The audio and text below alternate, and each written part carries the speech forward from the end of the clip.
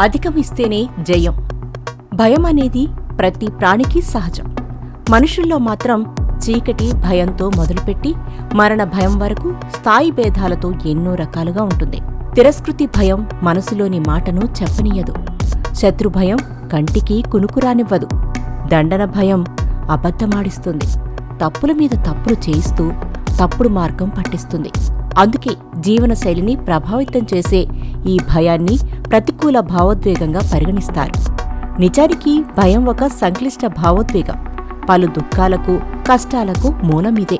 రాబోయే విపత్తుల పట్ల అప్రమత్తులను చేసేది భయమే.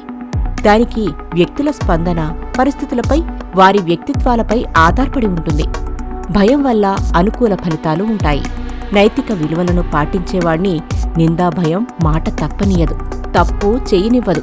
మనిషికి భయభక్తులు ఉండాలంటారు. అంటే చేసే పనిలో నిబద్ధత, పెద్దల పట్ల చూపాల్సిన వినయ విధేయతలు.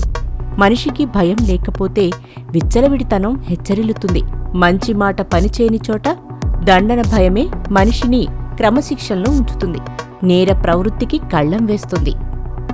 చాలా భయాలకు కారణం అజ్ఞానం, అవగాహన లోపాలే.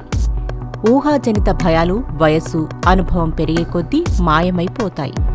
ప్రాణాలకు హాని కలుగుతుందేమో, ఆత్మీయులు ఎక్కడ దూరమైపోతారో అనే భయాలు మాత్రం కొందరిని వెంటాడుతూనే ఉంటాయి.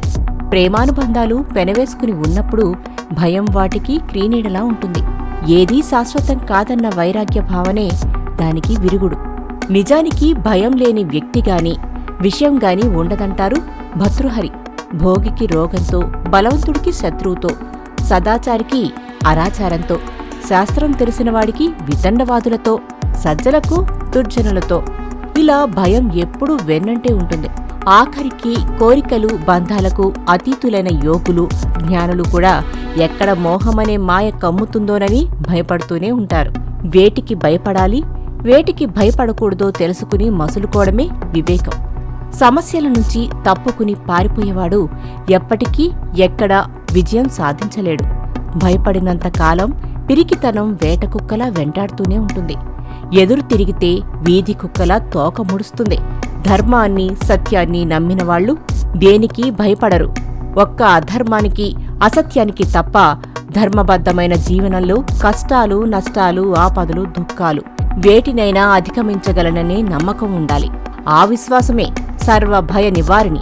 దానికి మానసిక దృఢత్వం, ధైర్యం, సహనం, సంసిద్ధత అవసరం. అవి ఒకరు చెబితే రావు.